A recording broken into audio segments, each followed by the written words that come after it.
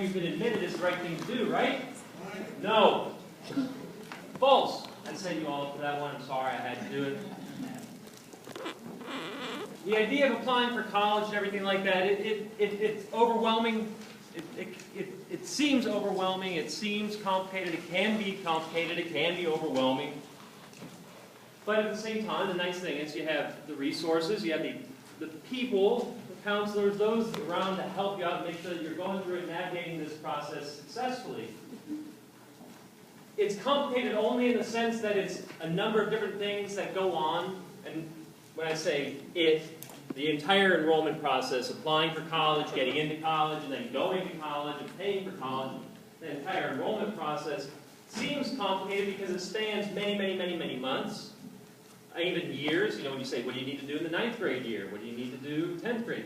But in the senior year specifically, when you're spanning many months with many different offices, many different universities, many different places, and many different forms, etc., etc. The key to simplify it is the one thing that everybody always tells you about everything is stay organized. Create a folder, write it down. Every time you talk to a school, write down the person's name. They say you should do that when you talk to insurance people, when you talk to the bank people. How many people actually do that? Yeah, you see? But now I need all of you to kind of do that when you're doing the college thing, because it's very important. And the way I look at it is it's a one-time thing, and the more organized and the better off you keep yourself in line, the more successful you're going to be in the whole process. Okay? Now, financial aid, you always hear the news. And they sit out there and they talk about how expensive college is and how, everybody's taking all these loans and everybody's in debt and nobody's going to get out of debt and nobody's going to get a job, etc., etc., etc. That's only true if you don't take advantage of the opportunities available to you. Okay? That's only true if you're short-sighted in what you're wanting. Or you're short-sighted in the sense that you only take the first thing that comes around. And whatever that is, it's just going to be what it is, and that's what it is, done deal. The reality is that there's like 3,000 colleges and universities out there that you can attend. All right? 3,000.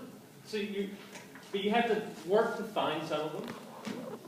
But the good thing is some of them are going to find you. And the way I like to look at it is I gave you on that sheet, in that handout, I gave you a timeline that covers both admission and aid general timelines. It's not 100% accurate. It varies from school to school sometimes, and some of those months have already passed. But it's something to help give you some kind of structure, some kind of hope to look forward that this is what's going to be coming next, possibly. But understand that all the answers don't lie with me. All the answers don't lie with your advisors. They lie with each individual institution that you're looking to attend. Okay? And every institution has different rules. Every institution does things differently. That's why it ends up becoming, complicated. 3,000 schools, 3,000 different ways of doing things. But there's a lot of commonality. So when we look at financial aid, the first thing a lot of people think about are scholarships. Merit-based scholarships. Money to reward how awesome I am. Right? And talent scholarships.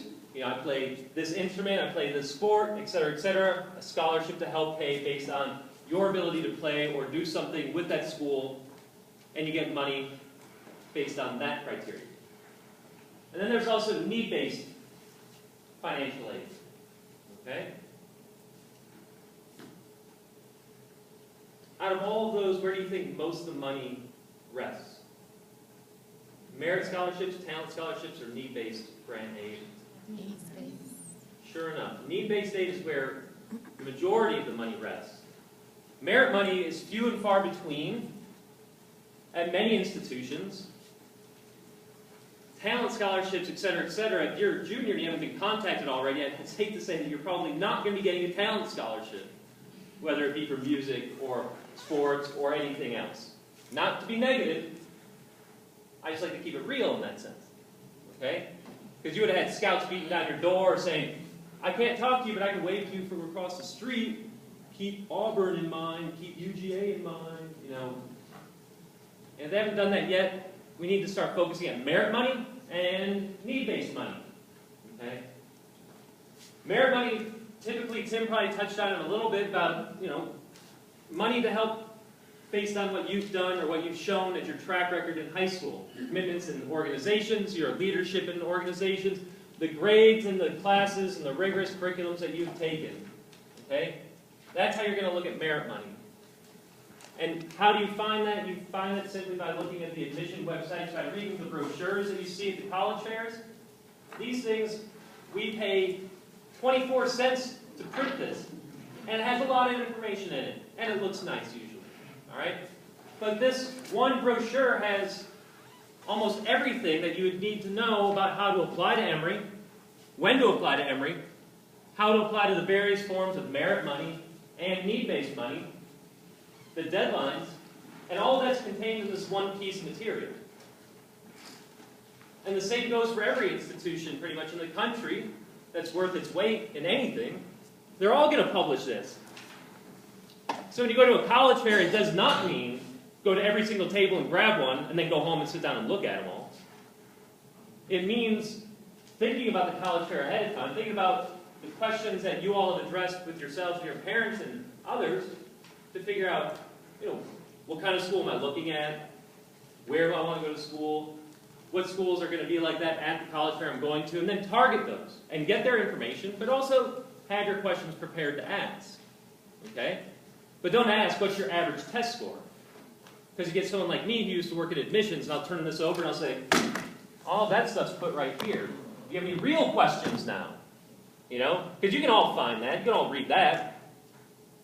But how do you find out about the culture? How do you find out about other things that may not be in here?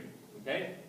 And you'll come up with a set of good questions, and using those helps to really get the conversation going. Otherwise, that college fair would be boring because, one, an admission person at the table can get kind of mean when they keep getting, what's your average test score? What's your average SAT?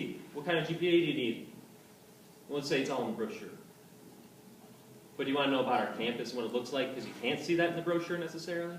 You want to know about the different organizations that are all mentioned here, the different lifestyle, et cetera, et cetera. Those are the other questions. Sorry, I get off track. I used to be in admissions and aid. Now I'm back in aid. I'm trying to get used to it. Okay? So with aid. Now, merit money, understand that the deadlines can be early. Understand the deadlines can be separate from the application process. And also understand you can't hitch yourself to that star expecting that merit money is going to just come and pan out. Okay? It's hit or miss. But you need to explore it and explore the other options. Now, when a school costs $56,000, what's the first thing that comes to mind? It's expensive. Too expensive, right? Yeah, no, false. In my mind, false. How much does Auburn cost to go to Auburn from out of state or from Georgia? How much does Auburn cost a year? Any ideas? Total cost, meaning tuition, fees, room, food, and estimated personal expenses. 30,000. 45,000. I heard 40 somewhere around here. $40,000. It's just under $40,000 to go to Auburn, out of state. Okay? To go to UGA from Alabama, it's roughly the same. UGA in-state is approximately $20,000 to $22,000 a year. Okay? It's a lot of money, but the Hope Scholarship's there to help out. Project Grad Scholarship is there to help out if you've gone through it all. That's a lot of money. But now, what state schools have a lot of money to help offset that $40,000 that Auburn? They don't have a lot. They're state funded. And you listen to the news once in the last 3 years, budgets are tight, everybody's struggling, nobody's getting anything, no raises, et cetera, et cetera, et cetera. Last thing they're going to do is offer more free money to get people to come to school. They're not going to help pay people to go to school necessarily, are they? But now you look at Emory, it costs $56,000. Whether you live next door, whether you live in Washington State, or you live in China, it's $56,000. But we also have a lot of need-based aid to help offset that cost from many families that are eligible.